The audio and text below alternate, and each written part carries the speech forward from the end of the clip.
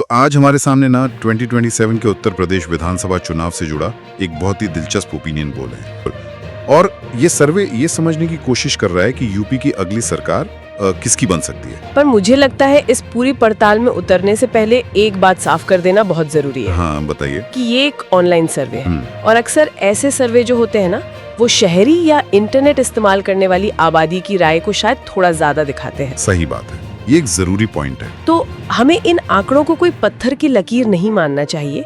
ये बस कह सकते हैं कि मौजूदा राजनीतिक हवा का रुख समझने के लिए एक शुरुआती संकेत है। बिल्कुल सही। तो इस नजरिए के साथ चलिए आगे बढ़ते हैं। बड़ा सवाल वही है, क्या योगी आदित्यनाथ के नेतृत्व में बीजेपी 300 पार जाएगी या फिर अखिलेश यादव का समाजवादी गठबंधन कोई बड़ा उलटफेर कर पाएगा। 430 सीटों वाली विधानसभा में जादुई आंकड़ा है 202 का। तो बिखरे ये सर्वे की कहानी हमें कहाँ ले जाती है? हम ऐसा करते हैं, पहले सीधे अंतिम आंकड़ों पे आते हैं। हाँ ये अच्छा रहेगा, ताकि सुनने वालों को एक पूरी तस्वीर मिल जाए। फिर हम इसकी परतें खोलेंगे कि ये नतीजे आखिर बने कैसे। ठीक है। तो इस सर्वे के हिसाब से बीजेपी के एनडीए गठबंधन को 403 में से 228 सीटें मिलती दिख रही हैं। 228 मतलब बहुमत के 202 के आंकड़े से सीधे 26 सीटें ज्यादा। जी हाँ। तो सर्वे तो साफ कह रहा है कि बीजेपी एक बार फिर आराम से सरकार बना रही है। लेकिन विपक्ष का क्या हाल है? विपक्ष की कहानी भी उतनी ही दिलचस्प है। समाजवादी पार्टी के नेतृत्व वाले इंडिया गठबंधन को 169 सीटें मिलने का अनुमान है। 169? 169? हाँ 169। ये बहुमत से तो काफी दूर है, लेकिन ये आंकड़ा ये भी दिखाता है कि विपक्ष एक बहुत मजबूत स्थिति में विधानसभा में बैठेगा। और बसपा, मायावती की पार्टी?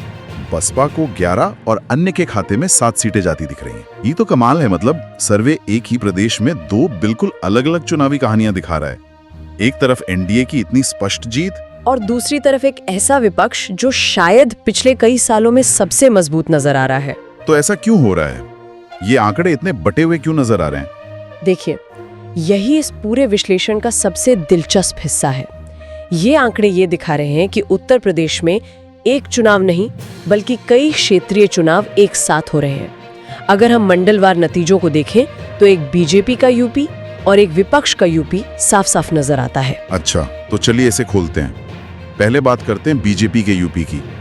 वो कौन से इलाके हैं जो एनडीए को 228 के इस बड़े आंकड़े तक पहुंचा रहे हैं? सर्वे के मुताबिक बीजेपी की सबसे बड़ी ताकत पूर्वांचल और अवध क्षेत्र से आ रही है। मिसाल के तौर पर मुख्यमंत्री योगी आदित्यनाथ का अपना गढ़ गोरखपुर मंडल। हाँ। वहाँ की 26 सीटों में से एनडीए को 18 सीटें मिल रही हैं। 18? जी 18, जबकि इंडिया गठबंधन सिर्फ 7 पर सिमट रहा है। 18 और 7, ये तो बहुत ही बड़ा अंतर है। क्या ये सिर्फ मुख्यमंत्री के अपने क्षेत्र होने का असर है या फिर कोई और वजह भी है? देखिए, चेहरे का असर तो होता ही है, लेकिन इसे सिर्फ उससे जोड़ना सही नहीं होगा। गोरखपुर, वाराणसी और लखनऊ जैसे इलाके जो हैं, वो बीजेपी के कह सकते हैं वैचारिक और संगठनात्मक गढ़ माने जाते हैं। अच्छा। जैसे वाराणसी मंडल को ही ले लीजिए, जो प्रधानमंत्री का संसदीय क्षेत्र है। वहाँ भी 25 में से 15 सीटें एनडीए के खाते में जा रही हैं। और लखनऊ? राजधानी लखनऊ की 34 सीटों में से 22 पर एनडीए का कब्जा दिख रहा है, जबकि इंडिया गठबंधन सिर्फ 10 पर है। तो इन तीनों बड़े और राजनीतिक रूप से इतने महत्वपूर्ण मंडलों में एनडीए का दबदबा साफ है। ये तो एक पैटर्न जैसा लग रहा है। बिल्कुल, ये पैटर्न बीजेपी की जो डबल इंजन सरकार वाली रणनीति है ना, उसकी सफलता की ओर इशारा करता है।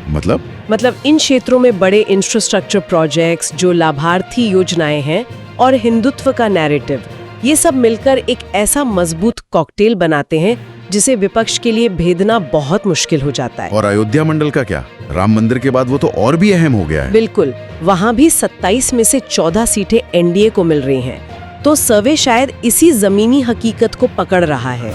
तो एक तरफ पूर्वांचल और अवध के ये इलाके हैं जो बीजेपी के लिए एक मजबूत किले की तरह काम कर रहे हैं। लेकिन अगर एनडीए यहाँ इतना मजबूत है तो फिर इंडिया गठबंधन 169 सीटों तक पहुंच कैसे रहा है?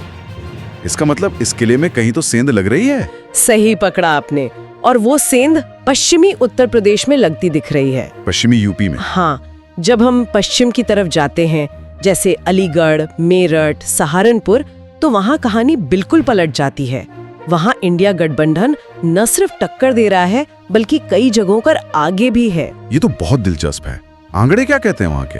अलीगढ़ मंडल की 19 सीटों को देखिए। यहाँ इंडिया गठबंधन को 10 सीटों मिल रही हैं, जबकि एनडीए 8 पर है। मतलब विपक्ष आगे है। हाँ, मेरठ मंडल की 28 सीटों में से 15 इंडिया गठबंधन के पास है और 12 एनडीए के पास। यहाँ भी बढ़त है। और सहारनपुर की 15 सीटों में भी इंडिया गठबंधन 8 के साथ एनडीए की 7 सीटों पर एक हल्की सी बढ़त बनाए हुए है। मतलब इन तीनों बड़े मंडलों में इंडिया गठबंधन एनडीए से आगे है। ऐसा क्यों है? पश्चिमी यूपी की राजनीति पूर्वी यूपी से इतनी अलग कैसे हो जाती है? इसके पीछे सबसे बड़ा कारण है वहाँ का सामाजिक समीकरण, यानी जिसे हम कास्ट अरिथमेटिक कहते हैं। अच्छा। पश्चिमी यूपी में जाट और मुस्लिम वोटरों की बहुत बड़ी संख्या है। सर्वे के ये आंकड़े शायद इस ओर इशारा कर रहे हैं कि पिछले चुनाव के मुकाबले इस बार इन दोनों समुदायों का वोट ज्यादा मजबूती से इंडिया गठबंधन के पक्ष में जा रहा है। और अगर ऐसा होता है तो ये एनडीए के लिए एक बड़ी चुनौती है। और क्या इसका संबंध किसान आंदोलन जैसे मुद्दों से भी हो सकता है? वो इस इलाके में काफी मजबूत रहा है। बिल्कुल हो सकता है। पश्चिमी यूपी में गन्ने की कीमतें, किसानों की अपनी समस्याएं, ये सब बहुत बड़े चुनावी मुद्दे बनते हैं। अगर इंडिया गठबंधन इन मुद्दों को प्रभावी ढंग से उठा पाता है तो उसे फायदा मिल सकता है। तो मतलब एक ही राज्य में दो अलग अलग नैरेटिव चल रहे हैं। एकदम। पूर्वी यूपी में विकास और हिंदुत्व का नैरेटिव हावी है, तो पश्चिमी यूपी में सामाजिक समीकरण और जो स्थानीय मुद्दे हैं वो ज्यादा असर डाल रहे हैं। ये तो सच में उत्तर प्रदेश की जो जटिल राजनीति है उसे दिखाता है। लेकिन कुछ इलाके तो ऐसे भी होंगे जहां मुकाबला एकदम कांटे का होगा, जहां ये दोनों नैरेटिव्स आपस में टकरा रहे होंगे। बिल्कुल, और इसका सबसे अच्छा उदाहरण है आजमगढ़ मंडल। आजमगढ़ समाजवादी पार्टी का गढ़ माना जाता है। हाँ, पारंपरिक गढ़। और देखिए यहाँ की 23 सीटों पर सर्वे एनडीए को 12 और इंडिया गठबंधन को 11 सीटें दे रहा है। सिर्फ एक सीट का फासला। बस एक सीट का। मतलब यहाँ का नतीजा तो किसी भी तरफ जा सकता है। इसे हम सही मायने में बैटल ग्राउंड कह सकते हैं। एकदम। आजमगढ़ और कानपुर जैसे मंडल जहाँ इंडिया गठबंधन को बस 1 या 2 सीटों की मामूली बढ़त मिल रही है, ये वो इलाके हैं जहां चुनाव का असली रोमांच देखने को मिलेगा। हाँ, यहाँ तो एक एक सीट कीमती होगी। और यहीं पर छोटी पार्टियां और जो निर्दलीय उम्मीदवार होते हैं ना, वो बड़ी भूमिका निभा सकते हैं। आपने छोटी पार्टियों की बात की, तो चलिए बसपा पर आते हैं।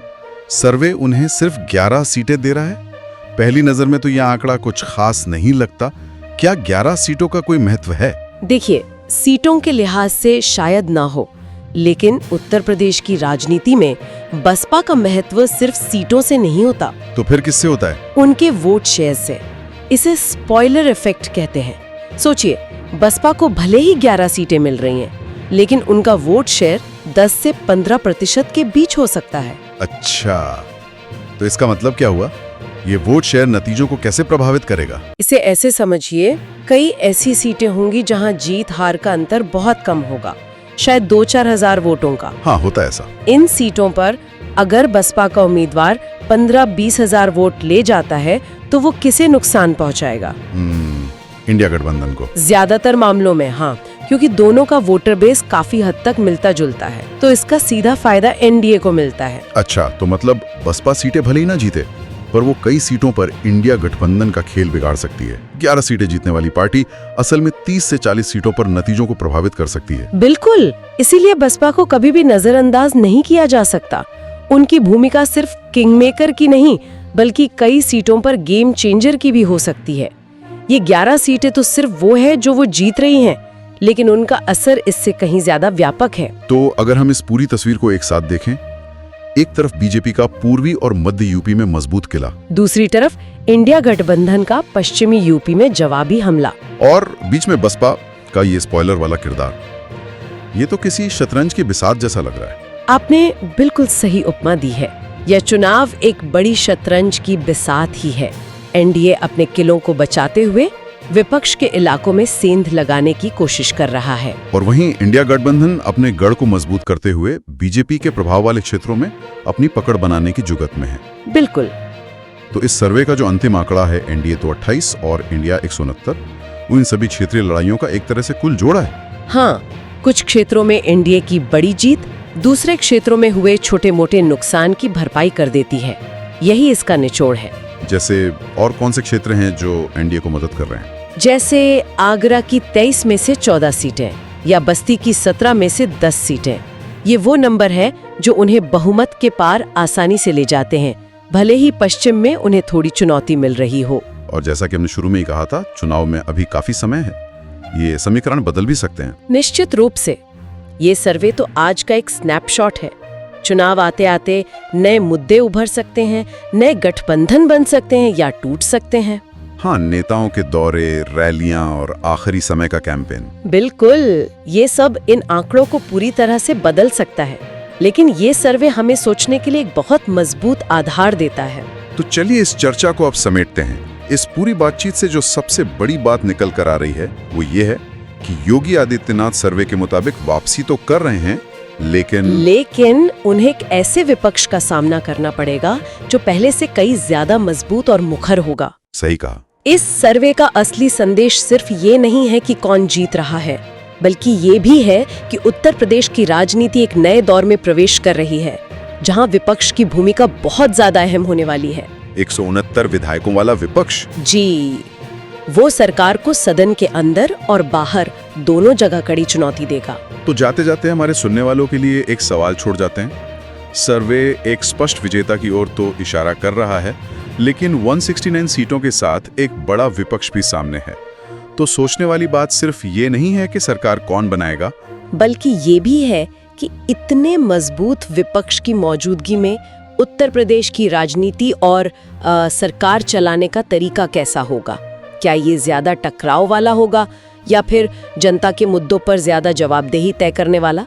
ये सवाल तो आने वाला वक्त ही बताएगा।